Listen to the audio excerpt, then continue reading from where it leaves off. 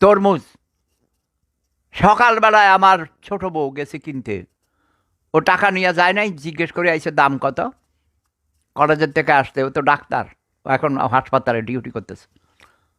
তো দেখলো যে 300 টাকা কেজি, মানে কেজি নাকি একটা ছোট তরমুজ। ও বললো যে আচ্ছা ঠিক আছে, আমি বাসায় যাইয়া টাকা নিয়ে আসি, মানে কিছুক্ষণ পরে আবার আসবো। পরে গেছে, পরে কয় যে 700 টাকা, মানে এক একটার দাম। হ্যাঁ পকেটেন কেজি অথবা ছোট একটা তরমুজ। ও আর কিনে নেই, দাম বেশি দেখা। তারপরের দিন গেছে, দাঁড়িয়ে দেখা যায় আরও বেশি, 1200 টাকা। ও কয় না, খাবোই না তরমুজ। অবশেষে সেই তরমুজের দাম, যখন মানুষ খায় না তখন বিনা পয়সা দিতে বাধ্য হয়, কম দামে দিতে বাধ্য হবেই। যখন আমি শুনি পেঁয়াজের দাম, আরে চিৎকার করে মানুষ। কাঁচামরিচের দাম 1200 টাকা কেজি, আরে খাইতে হইব কেন? কি হইয়া গেছিল 2000 টাকা, এখন 250-300 টাকা বিক্রি করে।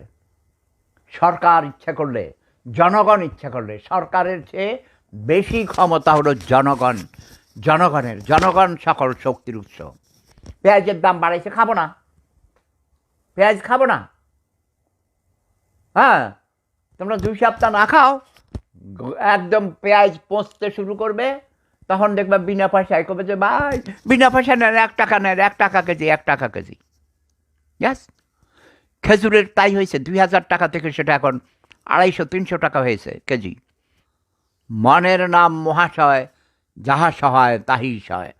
আমি 33 বছর পর্যন্ত ভাই ঈদ করি না, ইফতার নাই। আগে প্রথম মাঝে মধ্যে মসজিদে যাইতাম, কিন্তু আমি অসুস্থ, বিভিন্ন কারণে আমি বাইরের খাওয়া কোথাও খাই না পারতপক্ষে।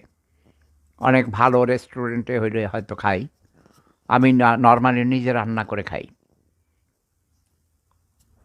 হ্যাঁ, এছাড়া আরও অনেক সমস্যা আছে। তো যেটা বলছিলাম,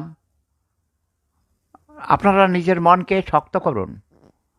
এই যে প্রবাসে এসে আমি আমার শত্রুদের বিভিন্ন নির্যাতন, অত্যাচার, চক্রান্তের শিকার হয়ে দেশে যেতে পারি না, মা বাবা নাই, কত কষ্টে আছে পথ শিশু, তাদেরকে একটু দাও, তাদেরকে নতুন জামা কাপড় দাও, মনে শান্তি হবে। তোমরা 10-12টা না কিনে, 4-5টা না কিনে তাদেরকেও দাও, তাদেরকে একটু ভালো খাইতে দাও, তাদের জন্য স্কুলে লেখাপড়া করার ব্যবস্থা করো। আমি চিলড্রেন অব দি আর্থের সেক্রেটারি জেনারেল। আমাদের পথ শিশুদের জন্য বাংলাদেশে কাজ করি পারি ফাউন্ডেশনের মাধ্যমে। তারাও মানুষ, তাদের দিকে তাকান।